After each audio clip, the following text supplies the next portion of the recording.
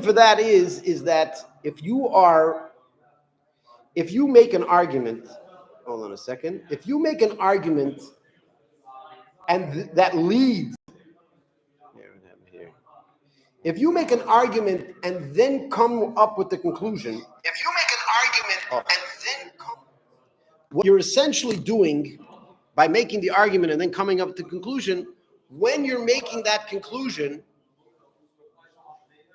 when you're listening to the argument, when you're trying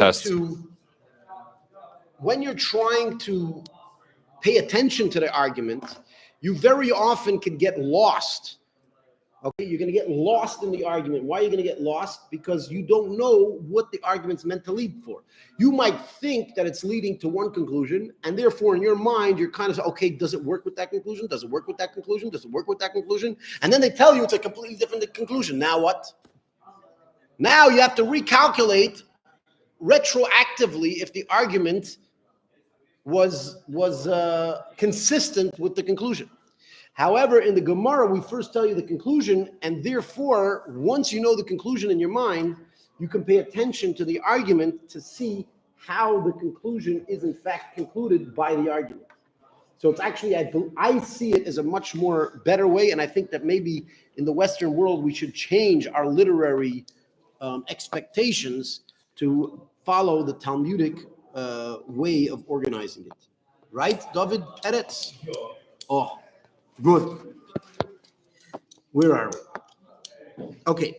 So we say Tanoihi, it is a Tanaic argument, and now we're going to quote what in fact that Tanaic argument is. Dam Rabbi Yochanan, says Rabbi Yochanan, Benon shel Kedoshim, the children of holy ones, Omer says as follows, Achas, they say that you only need to do one Havdalah. However, the nation has a custom of doing three, right? Now you'd say, okay, the nation has a custom of doing three, but who says that that's the halacha? Maybe they're doing beyond the halacha. Huh? Who cares what everybody does? Just because everybody does something means it's correct? Are you going to say such a thing? Huh? No. So what does it mean? Huh? I said, if everyone jumps off a bridge, are you going to jump off a bridge? Exactly. If everybody jumps off the bridge, would you jump off the bridge? It depends how high the bridge was. Depends how high the bridge is. Good. Very good answer. Okay. Anyways, back to what we're saying is that the wording of this quote seems a little vague because it says on one hand, you have a rabbi that concludes you only need to say one, and then you have the custom that people do is three. And because of this peculiar wording, the Rashbam is going to comment as follows. So let's read the Rashbam understanding. That's why I explained the peculiar wording, because then we'll understand the Rashbam better. The Rashbam is Tanoihi, it is a Tanaic argument. The Omar Rabbi Yochanan says, Benam shal Kedoshim v'chulu, v'hainu Tanoi, they are Tanaic sages, Benam shal Kedoshim shehu Tana. The children of holy ones is referring to a Tanaic sage, etc. Then it says, V'nahagu ha'am, and the nation had a custom to doing three. So it actually, this is why the Rashbam says, Tanoim, these are talking about Tanaic sages, Shahoyu b'yomov, that were in his days, Nechleku olav, they argued with him, V'oisim ha'am al piem, and the nation did on the advice of the other Tanaic sage, Harei Tana Achar, so you have two Tanaic sages arguing on, they're arguing on the on this rule, whether you have to say one or whether you have to say three, right? We're talking about during the Havdalah blessing, whether you have to say bless God for separating one thing or whether you have to bless God for separating a minimum of three different things, right? Does that work for you? Right? Good. Where are we? So that's the end of that discussion. In other words, when we said that the nation has a custom of doing three, we don't literally mean that they randomly, okay, people, everybody decided, why not, let's do three, it sounds cooler, right? You ever see today, you have some cool Havdallahs, you go to Havdalah ceremony. They sit there and they, you know what I'm talking about? You love it. He's sitting there dancing like floating. I love Kalibak Kabbalah. Huh? Get out guitar, singing along. Yeah, with a It's guitar. nice. Na, na, na. Yeah, it's great. How does it go? How does it go? Ine ke Yeshua siftach lo- huh?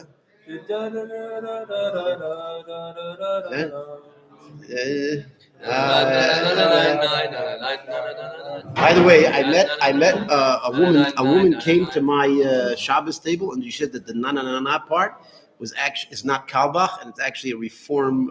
It's a reform woman that made that song. Well, it's still got her name. Pirates of the Caribbean, yeah. Na na na na na na na na na. Debbie, that's it. Friedman. Yeah. It's still great. I know. I grew up with Debbie Friedman music. Oh yeah. Yeah, because I went to Progressive Jewish Summer Camp. Yeah, but she We took taught it Debbie from, Friedman oh, Jewish that's all her stuff. music. We all sang it, yeah. Yeah, na na na na na na na. I think it's lovely. It's very. It's actually Very from like Pirates of floating. the Caribbean. Is it? No, it's Debbie Friedman. She What? took it from Jack Sparrow. It's really the Pirates of the Caribbean. No. They actually have a song like that. It's like in the 80s, my friend. Really? Are you serious? Or are you just saying No. that? You don't know. Oh, you're joking It's around. from the 80s. No, Debbie Friedman, I think, was the original composer. Yeah. She was. Oh. She, you know, She's we great. might not agree with her views, but she was. We have the facts is a fact. She wrote She wrote music. very good tunes. She wrote music. She has a and lovely yeah. tune on Shema as well. Yeah, very good. Yeah, how does it go? Shema Yisrael, Hashem. Hashem Eloheinu, Hashem Echad. All right, I never heard that And one. You shall love that. I'm gonna go to the Na na na na na na na. It's nice. Anyway, that's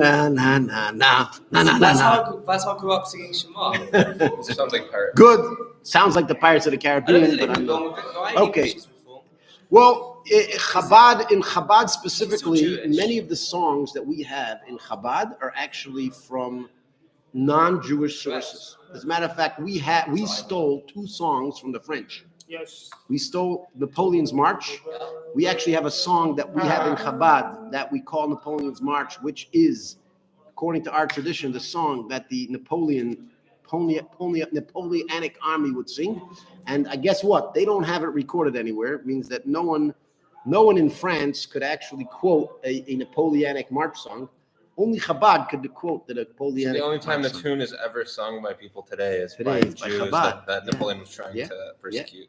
And also the current French national anthem was turned into a Chabad song. Does anybody know why? Why, Ruvain? Why was a French national anthem turned into a Chabad song? Dun, dun, dun, dun, dun, dun, dun, dun, dun, dun, dun, dun, dun.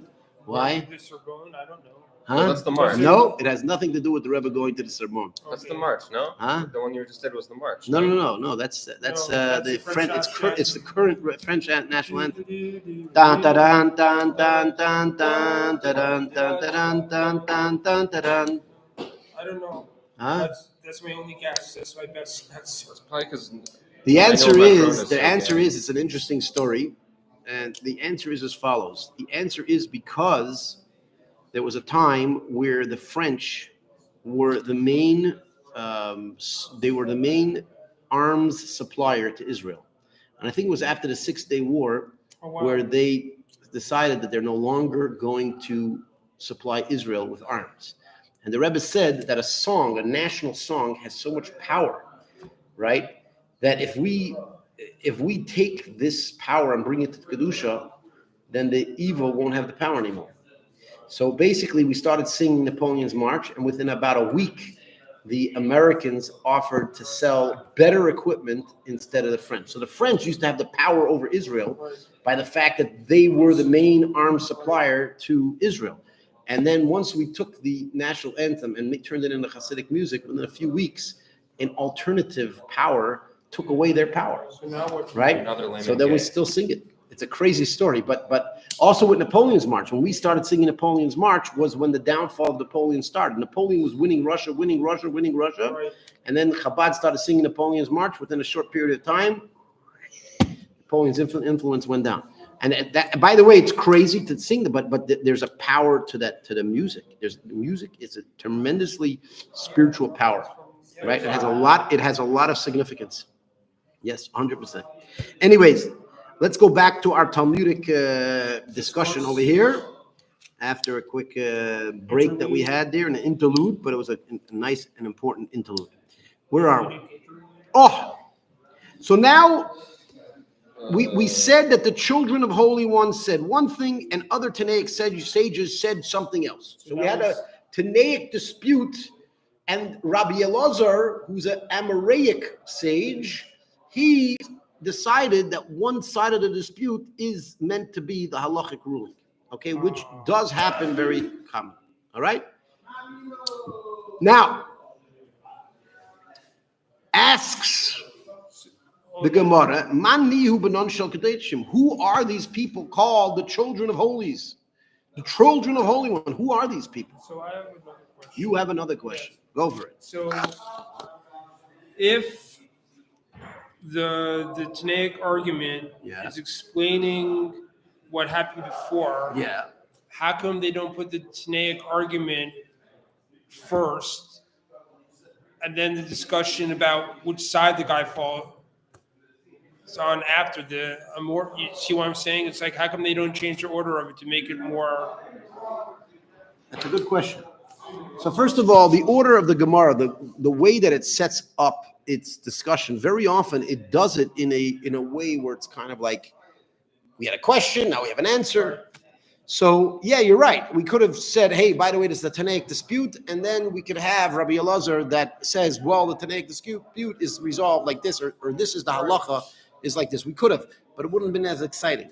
The Gemara, believe it or not, did build into it somewhat of a back and forth discussion because they wanted there to be a discussion. They wanted to teach you how to analyze as well, not just give you information. It was actually there to help you analyze. So they wanted you to learn that what happens when you have a question like this, how should you be looking for an answer to that question, right? And that's actually part of what it's trying to teach you. All right, let's continue. Where are we? There's two people on the feed right now, me and you. I love when I have this. Oh, now somebody third came in. They left. Yeah. Who are these children of Kedoshim? It says as follows. Rabbi Menachem bar Simoi. Rabbi Nachman, the son of Simoi. Va'amai korulei benon shel Kedoshim. Why did it call him the children of holies? He did not even look at the formation of a coin, right? As we're going to discuss here in the Rashbam, he's going to explain. Rabbi Nachman bar Rabbi Simoi. Rabbi Nachman, the son of Rabbi Simoi, Vambrinon, b'Masechtas Avodah Zarah. We say in Tractate Avodah Zarah, Pedek Rabbi Yishmael, in the chapter Rabbi Yishmael, Amai Korilei Benon Shel Kedoshim. Why is he called the sons of Kedoshim? Mishum Delois Taka B'Tzuras B'Zuzah, because he did not look at the form of a zuz. Now, why would it be an issue to look at the form of a zuz? Idol worship.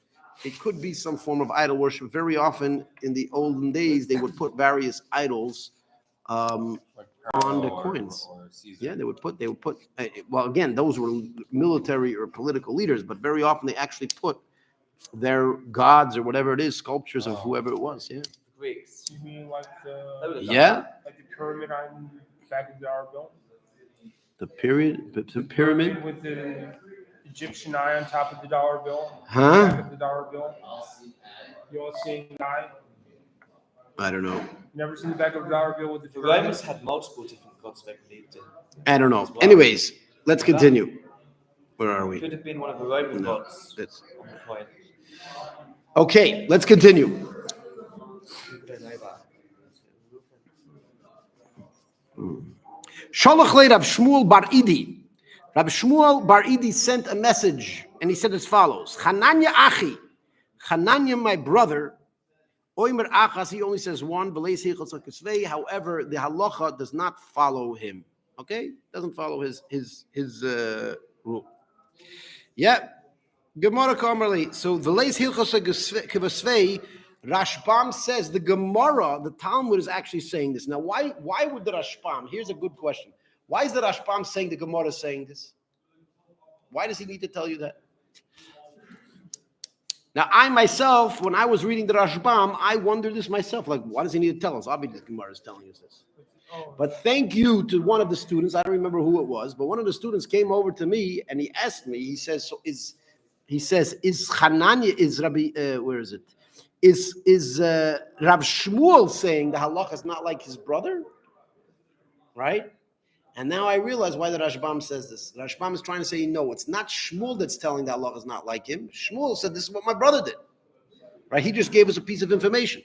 It was the Gemara that basically is saying, no, the halacha is not like him. Meaning the sages of the Talmudic sages that were organized in the Gemara, they were the ones that says it. You might think that this is a continuation of Rav Shmuel's statement. And he says, no, it's not a continuation of Rav Shmuel's statement. It is independent.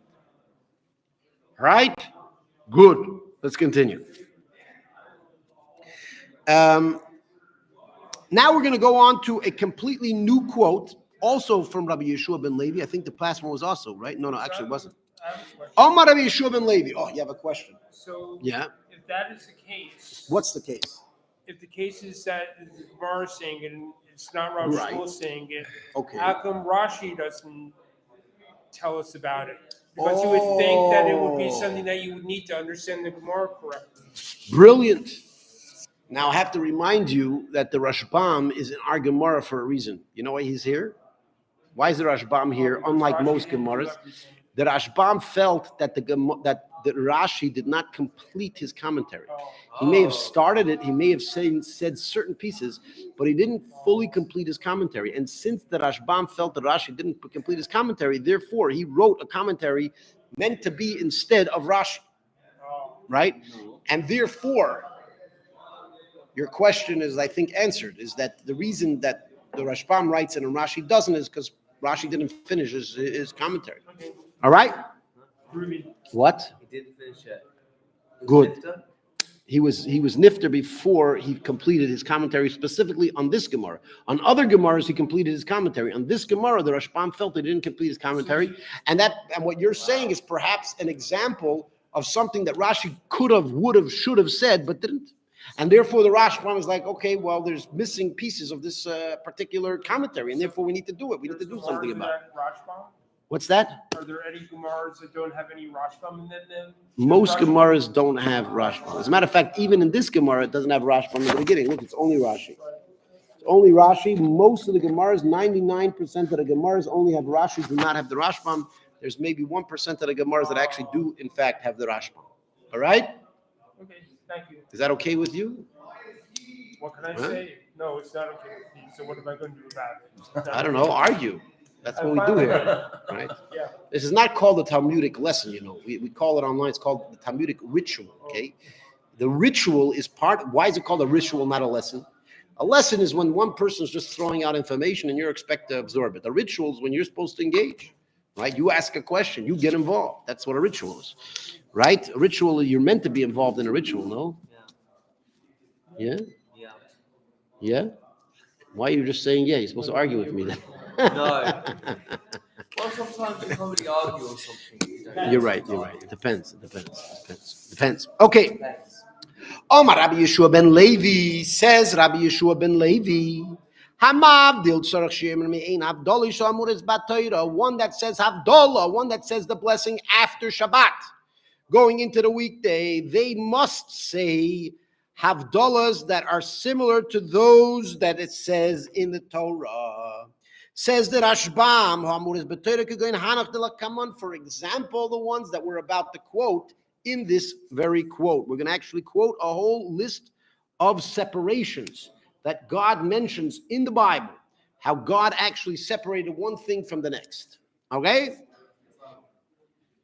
Okay, that's that. So, Rabbi Yeshua ben Levi makes a statement, which, as we will call it from our Talmudic perspective, an hypothesis. His hypothesis is that whenever you mention separations, where God separated from one thing and the other, it must be something that the Bible clearly said that God separates. And if it doesn't, it shouldn't be in your Havdalah. Okay? Go look in your Havdalah in the book, and if you find one that's not mentioned in the Torah, you have to take a scissors and cut it out. Or white out, maybe, so you don't cut the other side of the page. I don't know. You know, there's a famous story where there was a a very arrogant Talmudic scholar. He was once reading a piece of Gamara, and he decided that this Gemara is completely outrageous and that it made no sense, and therefore he's like, this can't be in the Gemara, like because he didn't understand how it worked. Therefore, it must be a mistake. So he takes his scissors and he starts cutting it out. And somebody asks him, "What are you doing?" He says, "I'm cutting it out because it doesn't belong here." And so the person looked at him and says, "Okay, so I understand why you're cutting out this side of the page, but you're also cutting out the other side of the page. What are you going to do about that?" And so the guy looked at him and says, "Oilo rosha oilo shchene," which is a Talmudic statement, is woe unto him, woe unto the evil one, woe unto his neighbor, which means that if you are neighbors with an evil person, you too will unfortunately suffer the wrath of the destruction of evil, just because you're being next to So it. that means the evil quote had to be sides with the good quote? Huh? Does that mean what? So is that why that was his rationale for cutting both sides of the page? Yeah, at the other side of the page, because it was neighbors with the wrong. Yeah, Not that it's evil too. It's just saying that yeah. so if you're next to an evil neighbor, you get to pay some of the price. It doesn't mean you're evil. It just means that you're adjacent. Yeah. Evil adjacent. Good. So just, I've had some bad neighbors. You had some bad neighbors, and did you suffer? Yes. You definitely don't want to be anywhere near a bad neighbor. All right, let's continue. Where are we? Hamavdil amavdil ben kodesh lechoil chateseinu yimchol zarenu v'chaspeinu yarbe kachol v'chakichovim bahalo yilo. You know that song? Hasidic song that we sing every night. I've never heard of it. Well, the words might be from Morocco, maybe, but that is the Hasidic tune to the Moroccan song. Yeah? How does a Moroccan sing it? Hamavdil ben kodesh lechol chatotenu imchol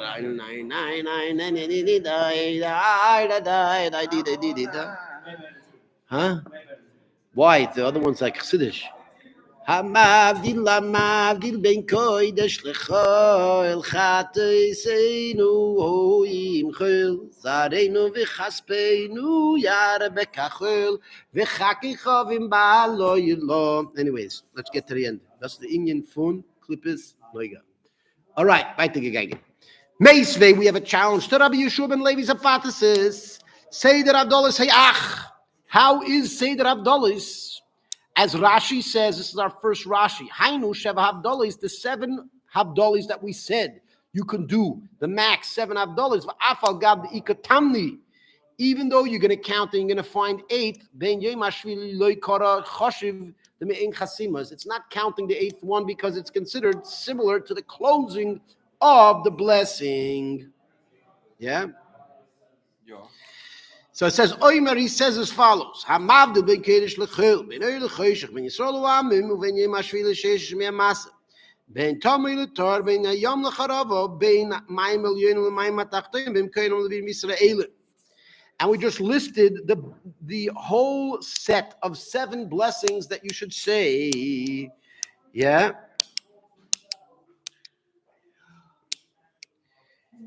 Good. The choisim b'seder b'reishis. And he concludes with Seder Bereshis. And others say, no, you conclude with Yotze Bereshis. Rabbi Yosi, but Rabbi Yehuda Omer, Chois Mekadosh Yisrael. He says, no, you close with the Mekadosh Yisrael, etc.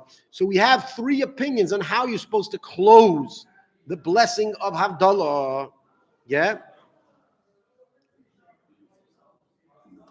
So let's read the Rashbam. The Rashbam actually does not say any comments on the actual 7 Havdalahs, but he does comment on the closings. It says, and you close with the order of Genesis, which he says, you say, Baruch Seider Bereshis, you say, Baruch Atah Hashem Seider Bereshis. Instead of what we say today, when we say the Havdalah today, we say, Baruch Hamavdil ben Kodesh L'chol, blessed is the one that differentiates between holy and mundane. Here, there's an opinion that says you say, blessed is the one that organizes the Genesis.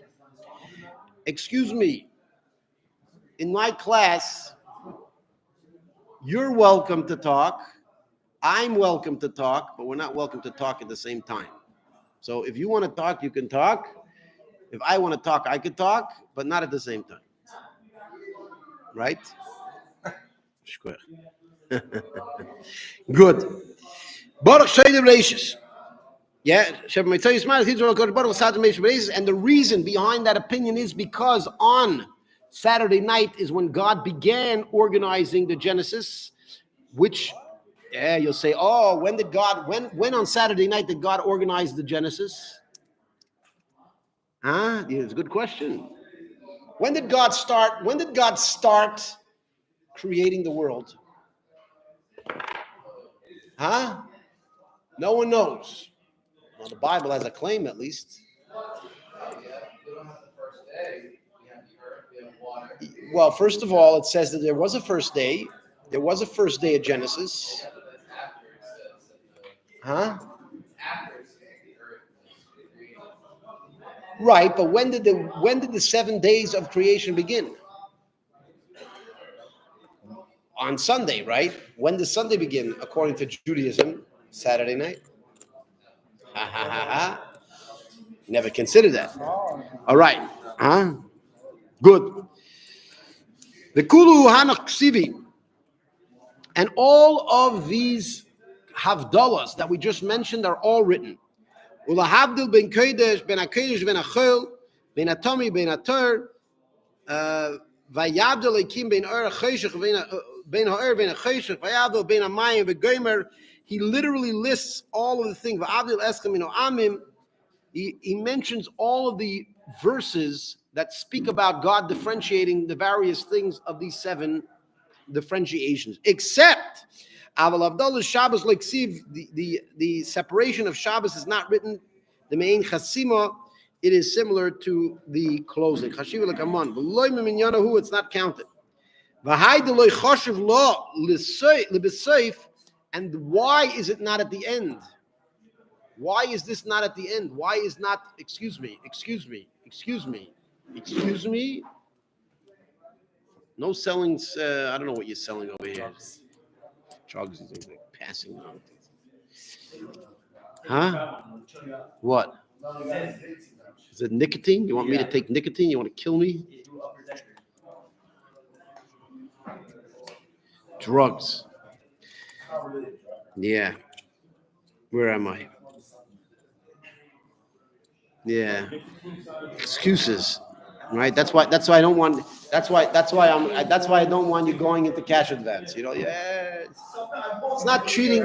It's not cheating. It's just taking money from a guy without asking. You know, I'm not stealing. I'm just taking from him without asking. That's it. Right? How's it stealing? I just asked his bank account to send it to my bank account without his permission. Big deal. What? Right? The guy signs 2 contracts. He thought he only signed 1, but really was 2 separate contracts. But what did he do? He signed it. Anyways. Huh? Who's not whose money? Oh yes, Ashkacha Pratis. That's right. I couldn't steal it from him. If Hashem wanted him to have it, then what? You think I can take it from somebody when Hashem wanted me to have it? If Hashem didn't want me to have it? Make sure they do your research. Huh? Look at the thing is these Jews. Huh? You ever heard of these Jews? Huh? What? Second. By the way, you should know, just on a side point, Vladimir Putin, he actually recently got into big trouble because he actually said that all the problems in Russia are coming from Jews. Secular Jews. And he said specifically secular Jews. He's saying He's probably right. it could be that there's some truth to it. But it's interesting that he said it. He said these are Jews. You'll never find them in synagogue. But you'll find them at the beach. That's what he said. Yeah, he said that? Yeah. You'll find them at the beach, but not at the synagogue. Yeah. Anyways. Huh? Yeah. Is it anti-Semitic or low? Not to say that. Well, the fact is, there's secular goyim too. They're just not as good as, Being evil. and they're not as good as It's like exactly. Jahan said, yeah. Exactly. The Jews are really good at what they do. So if they decide to be evil, then oh my gosh, forget about it. Anyways, it's true. We're good at what we do. If we're good, we're good. If we're evil, forget about it. Anyways, good. The question that I have for you, the students today, is should we still print the sheets so that you can go over it? What do you think? Yes, Right now the print is yes, working. Yeah. I mean, I'm We sure- can print it, and then you can Yes. go over it. I want you to study it because tomorrow, which is Thursday, and Hanukkah, we're going to be testing you 100%. You got to get the whole thing. It's Homer Simpson's favorite holiday. Huh? It said Hanukkah is Homer Simpson's favorite holiday. Homer Simpson's favorite? All the donuts. Why? Homer Simpson likes donuts? He loves donuts. Oh, he loves donuts. and beer are Donuts and beer. his two favorite foods. Horrible. Anyways, good. Let's shut this down. This is officially our worst stream ever, and I'm yeah. No, I'm